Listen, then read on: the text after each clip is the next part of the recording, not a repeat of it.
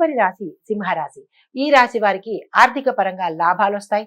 కొత్త వ్యాపారాలు అంటే వ్యాపారస్తులు కొత్తగా ఏదైనా వ్యాపారం ప్రారంభించాలంటే చాలా చాలా మంచి అనుకూలమైన సమయము.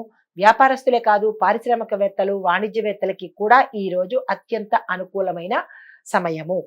భాగస్వామ్యం వ్యాపారం చేస్తామనుకున్న వాళ్ళకి కూడా ఈ రోజు ఒప్పందాలు శీఘ్రమే చేసుకోవచ్చు. ఎటువంటి సంశయము అక్కర్లేదు.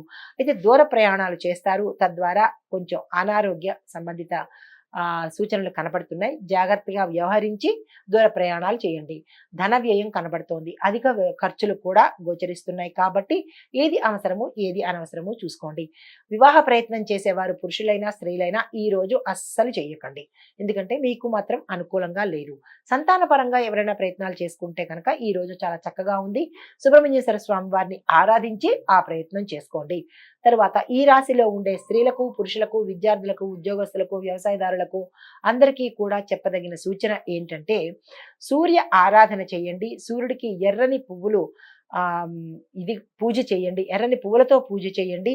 సూర్యుడికి పాలకు అంటే ఆవు పాలతో కానీ పాలతో మీకు లభించే పాలతో పరవాన్నం చేసి స్వామివారికి సూర్యోదయ సమయానికి రెడీ చేసుకుని స్వామివారికి నివేదన చేసి 7 ప్రదక్షిణాలు అంటే అక్కడే 7 ప్రదక్షిణాలు, స్వామివారికి ఇష్టమైన సంఖ్య 7 కాబట్టి 7 ప్రదక్షిణాలు చేసి రవిగ్రహ సంబంధిత దోషాలను పోగొట్టుకోండి. ఆరోగ్యపరంగాను ఆర్థిక పరంగాను కూడా ఈ పరిహారం మీకు అత్యంత అనుకూలతను ప్రసాదిస్తుంది. అయితే ప్రదక్షిణాలు ఎలా చెయ్యాలి అని అనుకుంటారేమో, ఆ ఉన్న చోటునే మీరు ప్రదక్షిణాలు చేసుకోవచ్చు. అయితే పాలతో చేసిన పదార్థం అంటే పరమాన్నాన్ని నైవేద్యం మీరు స్వయంగా ఇంట్లో తయారు చేసినదే పెట్టండి. కానీ ఎక్కడి నుంచో తెచ్చింది ఆర్డర్ పెట్టింది మాత్రం అది పనికిరాదు. పూజకే కాదు దేనికి పనికిరాని విషయము. ఇది చాలా గమనించుకోవాల్సిన విషయము. స్వీట్స్ కానీ, ఏ అప్పాలు కానీ, అరిసెలు కానీ ఇలా ఏవైనా దేవుడికి నైవేద్యం పెట్టాలి అని అనుకుంటే కనుక మీరు ఆర్డర్ పెట్టి చేస్తే ఫలితమైతే ఉండదు. మీరు స్వయంగా ఇంట్లోనే తయారు చేసి పెడితేనే దాని యొక్క పవిత్రత ఆపాదించబడుతుంది. ఇది ముఖ్య గమనికగా మీరు తీసుకోవాలి. అయితే ఈ పరిహారం చేసుకుని మీ అడ్డంకులను పోగొట్టుకోండి. రవి యొక్క అనుగ్రహాన్ని మీరు పొందండి. ఇది ఈ రాశి వారికి చెప్పదగిన ప్రత్యేకమైన పరిహారము, ఫలితాలు కూడా. నమస్తే. తదుపరి రాశి కన్యా రాశి. ఈ రాశి వారు గతంలో కానీ ఇప్పుడు కానీ పనిలో కనుక నిర్లక్ష్యం చూపించినట్టుగా కనపడితే కనుక దాని పర్యవసానము మీరు అనుభవించి తీరవలసిందే. మీరు మనస్ఫూర్తిగా మీ మీ పనులను నెరవేర్చుకోవాలి. అంటే బయట ఏ రంగంలో ఉన్న వాళ్ళైనా సరే పనిలో నిర్లక్ష్యం చూపించినట్టయితే కనుక దాని ఫలితము మీరు ఉత్తరోత్తర భవిష్యత్తులో అనుభవించాల్సి వస్తుంది. కాబట్టి పని యందు శ్రద్ధ వహించండి. మీ ప్రతిభను చూపించే అవకాశం ఈ రోజు కనబడుతోంది కాబట్టి దాన్ని నిర్లక్ష్యం చేయకుండా మీ ప్రతిభను చాటుకోండి. కుటుంబ సహాయం పొందుతారు. బంధుమిత్రుల యొక్క సహాయ సహకారాలు, సలహాలు కూడా మీకు పనికి వచ్చే అవకాశం కనపడుతోంది. ఆర్థిక లావాదేవీల్లో మీరు ఏదైనా కీలకమైన పనులు అంటే డబ్బు పత్రాల మీద సంతకాలు చేయడం కానీ, అగ్రిమెంట్లు కుదుర్చుకోవడం కానీ ఇలాంటి పనులు ఏవైనా చేసేటట్టయితే కనుక పెద్దలని ఎవరైనా సలహా తీసుకుని లేదా పెద్దల్ని దగ్గర పెట్టుకుని మీరు ఆ ప్రయత్నం చేసినట్టయితే ఉత్తరోత్తర చిక్కులు పడకుండా ఉండే అవకాశము, తద్వారా నష్టపోయే అవకాశం కూడా ఉండకుండా ఉంటుంది. అయితే మరొక విషయం ఏంటంటే ఆరోగ్య విషయంలో చాలా జాగ్రత్త వహించండి. ప్రయాణాల విషయాల్లో జాగ్రత్త వహించండి. ఈ రాశిలో ఉండే స్త్రీలకు, పురుషులకు అన్ని రంగాల వాళ్ళకి ప్రత్యేకంగా చెప్పదగిన సూచన ఏంటంటే ప్రమాదాలు ఉన్నాయి, జాగ్రత్తగా వ్యవహరించండి.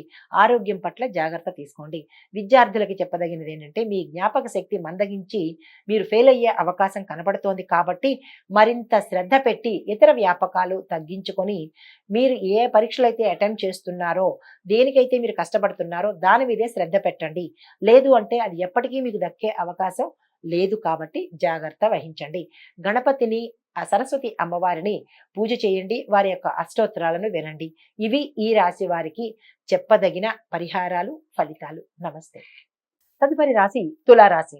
ఈ తులారాశి వారికి భాగస్వామ్య ఒప్పందాలు అంటే పార్ట్నర్షిప్లో మీకు కొన్ని ఒడిదుడుకులు కానీ, మీ పార్ట్నర్ వల్ల ఇబ్బందులు కానీ అవి కోర్టు వరకు దారితీసే అవకాశం ఉంది. కాబట్టి పాత భాగస్వామి వ్యాపారంలో ఏవైనా అమెండ్మెంట్స్ చేసుకోవాలి అంటే, చిన్న చిన్న మార్పులు, మీ ఒప్పందాలు మార్పులు చేసుకోవాలి అంటే కనుక అది ఈ రోజే చేసుకోండి. ఈ రోజున కనుక మీరు నిర్లక్ష్యం చేసినట్టయితే అవి అలా క్యారీ ఫార్వర్డ్ అవుతూ మీకు చిక్కులు తెచ్చిపెట్టే అవకాశం కనపడుతోంది. చాలా చాలా జాగ్రత్త. అయితే కొత్తగా భాగస్వామి వ్యాపారాలు అంటే భాగస్వాములతో ఒప్పందాలు కుదుర్చుకోవాలి అని కనుక మీరు అనుకుంటే ఈరోజు 1కి 2 సార్లు పరిశీలన చేసుకొని అప్పుడు అగ్రిమెంట్ల మీద అంటే ట్రాన్స్పరెన్సీగా వ్యవహరించాలి. అప్పుడు మీకు నచ్చింది, ఇరుపక్షాలకి నచ్చింది అని అనుకుంటేనే మీరు ఒప్పందం మీద సంతకం పెట్టండి. లేదు అంటే కనుక తెలిసిన వాళ్ళే, నమ్మకస్తులే అని కనుక గుడ్డిగా సంతకం పెట్టినట్టయితే దాని యొక్క పర్యవసానం మీరు ముందు ముందు అనుభవించవలసి ఉంటుంది. కాబట్టి ఈరోజు ముందే జాగ్రత్త పడి మీరు ఈ నిర్ణయం తీసుకోండి. అయితే ఇంకొక విషయం ఏంటంటే ఆర్థిక పరిస్థితి, మీరు గతంలో కనుక అప్పులు చేసి కూరుకుపోయినట్టయితే కనుక ఈరోజు మీకు మరింత మెరుగయ్యే అవకాశం ఉంది. అంటే మీ ఆర్థిక పరిస్థితి మెరుగయ్యే అవకాశం ఉంది. ఆకస్మిక ధనలాభాలు, శుభవార్తలు వినే అవకాశం కనబడుతోంది. విదేశీ ప్రయాణాలు మీకు అనుకూలిస్తాయి. కుటుంబ వాతావరణం చాలా చక్కగా ఉంది. ఈ రాశిలో ఉండే స్త్రీలైనా పురుషులైనా వివాహం కోసం ప్రయత్నాలు చేసినట్టయితే కనుక చక్కగా ఫలిస్తాయి. కాబట్టి ఆ ప్రయత్నాలు చేయండి. సంతానం కోసం ప్రయత్నం చేసిన వాళ్ళు కూడా సుబ్రహ్మణ్యేశ్వర స్వామిని కానీ మనసాదేవిని కానీ తలుచుకొని సంతానం కోసం ప్రయత్నాలు చేయండి. గుళ్ళు గోపురాలు తిరగండి, సత్ఫలితాన్ని పొందగలుగుతారు. అయితే మరొక విషయం చెప్పదగింది ఏంటంటే ఎవరైనా కానీ ఆరోగ్యం పట్ల ఈరోజు అస్సలు నిర్లక్ష్యం చేయకండి. గతంలోనే అనారోగ్యంతో బాధపడుతున్న వారు, దీర్ఘకాలిక రుగ్మతలతో బాధపడుతున్న వారు ఈరోజు ఒక్కసారి డాక్టర్ని పర్యవేక్షణ చేయండి. నెగ్లెక్ట్ చేయకండి. ఎందుకంటే అవి తీవ్రతరమయ్యి ప్రాణానికి అపాయం కలిగించే అవకాశం కనబడుతోంది. కాబట్టి తగు జాగ్రత్త వ్యవహరించండి. బెంబేలు పడకండి, భయపడకండి. ప్రతి దానికి ఒక పరిష్కారం ఉంటుంది కదా. కాబట్టి డాక్టర్ని సంప్రదించండి, భయపడకండి. అయితే దీనికి చెప్పదగిన సూచన ఏంటంటే శుక్రగ్రహానికి సంబంధించి అంటే భార్యాభర్తల్లో అన్యోన్యత లేకపోయినా, లేదు అంటే కుటుంబంలో అన్యోన్యత వాతావరణం లేకపోయినా, మిత్రుల్లో అన్యోన్యత వాతావరణం లేకపోయినా, ప్రత్యేకించి కొత్తగా పెళ్ళైన వాళ్ళ మధ్య మనస్పర్ధలు వచ్చినట్టయితే కనుక శుక్రగ్రహానికి సంబంధించిన పరిహారాలు తప్పనిసరిగా చేసుకోవాలి. అవి ఏంటి అంటే శుక్రగ్రహానికి సంబంధించినటువంటి దానాలు, జపాలు చేసుకోండి. దానితో పాటుగా లక్ష్మీ అమ్మవారికి పూజ చేసుకోండి. ఆర్థికమైన అంటే డబ్బుకు సంబంధించిన బ్లాకేజెస్ ఏవైనా ఉంటే కనుక, అడ్డంకులు ఉంటే అవి సమసిపోతాయి. ఇది ఈ రాశి వారికి చెప్పదగిన పరిహారము, సూచన. నమస్తే అండి. తదుపరి రాశి వృశ్చిక రాశి. ఈ రాశి వారికి మీ యొక్క శక్తి మరియు ధైర్యము కూడా పెరిగే అవకాశం కనపడుతోంది. శత్రువులు మీకు అస్సలు హాని చెయ్యలేరు. నరదృష్టి ఉన్నది. చెడు ప్రయోగాలు కూడా చేసే అవకాశం మీ మీద కనపడుతోంది. కాబట్టి చాలా జాగ్రత్తగా వ్యవహరించండి. ఆ శత్రువులు కూడా మీకు తెలిసిన వారే అయి ఉంటారు. కాబట్టి వారితో జాగ్రత్తగా వ్యవహరించండి. ఆరోగ్యం పట్ల శ్రద్ధ వహించండి. తరువాత కుటుంబ వాతావరణంలో కొంచెం అన్యోన్యత లోపించే అవకాశము, మనస్పర్ధలు, మానసిక ఒత్తిడి కలిగే అవకాశం ఉంది. కాబట్టి చాలా జాగ్రత్తగా వ్యవహరించండి. మీరు ఏ రంగంలో అయితే పనిచేస్తున్నారో ఆ రంగంలో మీరు మాటకు జాగ్రత్తగా పొద్దికగా వాడుకోండి. అంటే ఇష్టానుసారంగా మాటను తోలనాడకండి. ఈ రోజును మాటను కనుక మీరు పొదుపు చేసుకున్నట్టయితే, వీలైతే మౌనవ్రతాన్ని పాటించగలిగితే అత్యంత లాభాలు పొందే అవకాశం కనబడుతోంది. స్త్రీలకు వివాహ సమస్యలు తీరిపోతాయి. తరువాత కుటుంబ పరంగా పిల్లల వల్ల మీకు మంచి పేరు ప్రఖ్యాతులు వస్తాయి.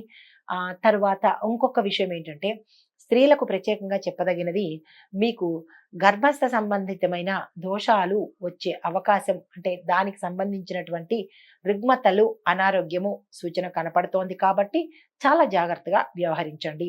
సంతానం కోసం ప్రయత్నం చేసేవాళ్ళు ఇందాక చెప్పినట్టుగా సుబ్రహ్మణ్యేశ్వర స్వామి ఆరాధన, అభిషేకము, మనసాదేవి అమ్మవారి యొక్క మంత్రాలను చదువుకొని ఆ దిశగా ప్రయత్నం చేయండి.